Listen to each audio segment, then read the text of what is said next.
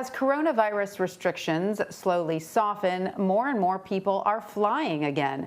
1.7 million passengers began their weekends passing through airport security. The last time airports handled this many travelers was in early March of 2020. So, with more Americans fully vaccinated and summer just around the bend, airports are preparing for the potential surge in travel. For more on all of this, let's bring in Caryn Seidman Becker. She is the co-founder and CEO of the travel company Clear. Caryn, welcome. Great to see you. So your company offers a way for passengers to get through airport security quicker, but you also offer what are called health passports. Can you tell us about these and how are they being used? So great to be here. Clear's mission is about making experiences safer and easier. And we started in aviation, where we've been leveraging innovation to delight customers across the country over the past decade. And what became clear last year was that COVID-related health insights, whether that be test results or vaccine results, were going to be important to help restoring confidence and safety in the travel industry. And so Clear created Health Pass, which is a digital health insights connected to secure identity, where consumers can control and have access to their health data as needed. And again, creating this frictionless experience, not having to take out all these cards in your wallet while you're going through different experiences, obviously airports and travel being an important piece of those experiences. And so now you can show through Clear, one, either that you've had a negative COVID test result and or that you've been fully vaccinated. Is that right?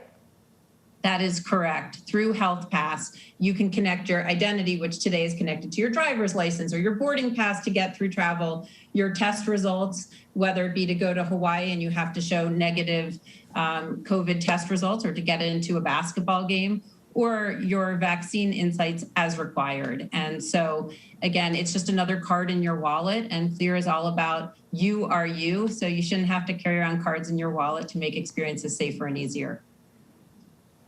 So there is, though, a lot of confusion around what is required, what will be required as Americans step out into the world of travel once again. So maybe you can shed some insight into all of this for us.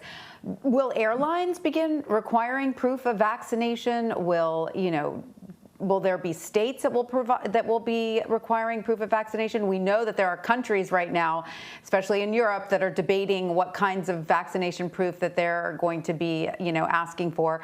But in terms of domestic travel, what kinds of requirements will there be?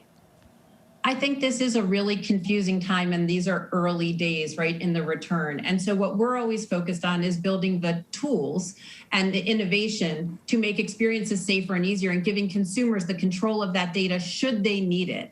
And so I think the answer is you don't know. Different experiences, different industries will require different things in order to restore confidence, in order to reopen their business, in order to ensure safety and ensure that we are never here again.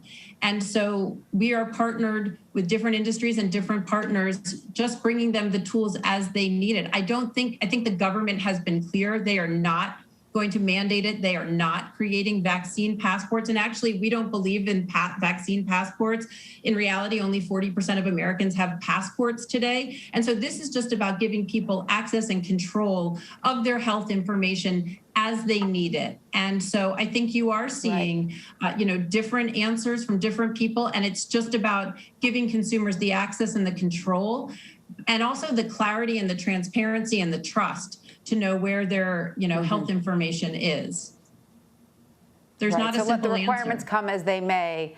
Right. So in other words, I think what you're saying is let the requirements come as they may, but you'll be prepared either way. All right. So I want to ask you, though, about what you think is going to happen with travel, because since spring break, airports have been seeing many, many more travelers. There's sort of this pent up demand.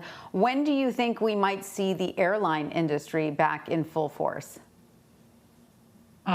Full force, I'm not sure of an exact day, but I will give you my perspective on travel, which is I think it comes back bigger and stronger than it was before. Travel is a secular growth industry that has withstood many exogenous shocks to the system. And there is a love of travel. You're hearing different words now like revenge travel, right? Everyone's got a list of 10 places they want to go. I think both leisure and business travel comes back stronger because in a hybrid work environment with digital nomads, they're traveling more today than they did before with different places to stay and different experiences. And not to mention everyone sitting at home for a year, the love of travel, the want of being back together, of the experiential economy. I also think when you look at hybrid and remote work, people who didn't travel before will be traveling now to get back to visit, the headquarters once every quarter or come together in satellite offices. So I think the travel industry in aggregate, led by the airline industry, will be bigger and stronger faster than people expect. We'll see which exact month that is over the next 12 months. There is a lot of pent-up demand, though, for sure. Well, Caryn Seidman Becker, thank you so much for joining us. We appreciate it. Great being here.